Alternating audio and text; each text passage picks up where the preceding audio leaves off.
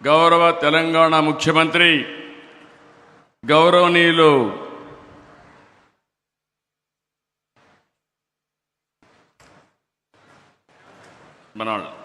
గౌరవనీయులు రేవంత్ రెడ్డి గారు, ఇది కొంచెం సెట్ చేసి మనం రాజమౌళి, 3 రాష్ట్రాలకు సంబంధించినటువంటి గౌరవ ఇరిగేషన్ శాఖ మాత్యులు తెలంగాణ ఉత్తమ కుమార్ రెడ్డి గారు, ఆంధ్రప్రదేశ్ రామానాయుడు గారు, అదే మరిగా కర్ణాటక మంత్రి అయినటువంటి రామలింగారెడ్డి గారు, వేదిక పైన ఉన్నటువంటి Karnataka legislative council chairman Basavaraj S వరటె గారు,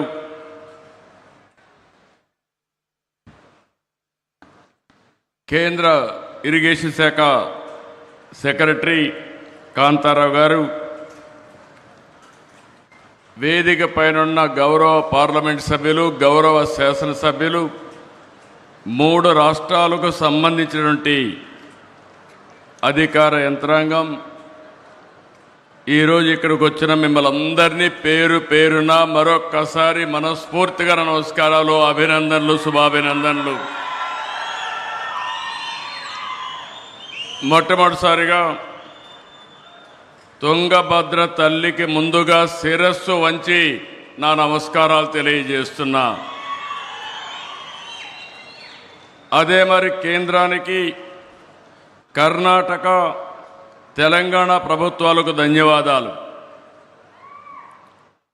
తుంగా పానం గంగా స్నానం, అది ఒక సామెత, చాలా ప్రసిద్ధి. అంటే తాగడానికి ఎంతో స్వచ్ఛంగా, తీయంగా, అమృతంగా తుంగా నది ఉంటే బపుణ్య స్థానానికి అంటే బహుపుణ్యాలకి గంగ గొప్పదని అర్థం.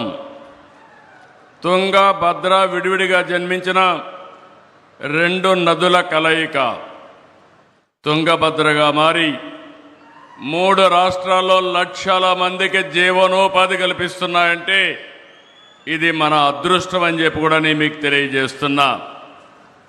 అలాంటి డ్యాముకి 19వ గేటు కొట్టుకొని పోతే ఇమ్మీడియట్గా ఆంధ్ర నుంచి మేము స్పందించడం, ఈనాటి ముఖ్యమంత్రి ఆనాడు ఇరిగేషన్ మంత్రిగా ఉండి చాలా చొరవ తీసుకుని ఇమ్మీడియట్గా స్పందించారు.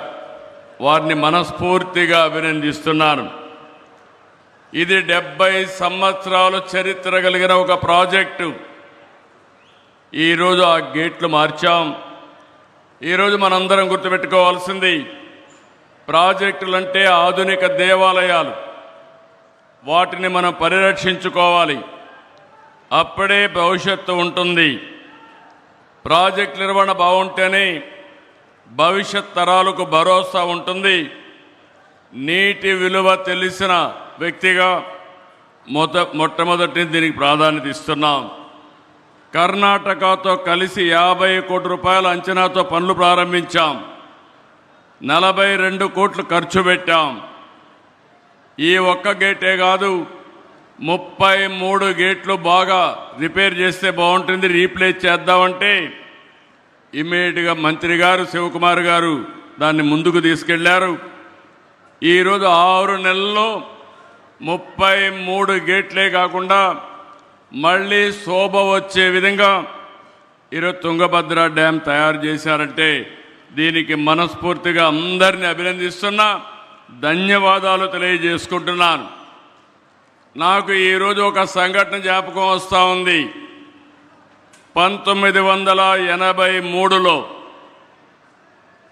ఆ రోజు మే నెలలో 4 ముఖ్యమంత్రులు ప్రధానమంత్రి కలిసి తమిళనాడుకు ఒక్కొక్క రాష్ట్రం 5 టీఎంసీ నీళ్లు ఇవ్వాలని నిర్ణయం చేశాం.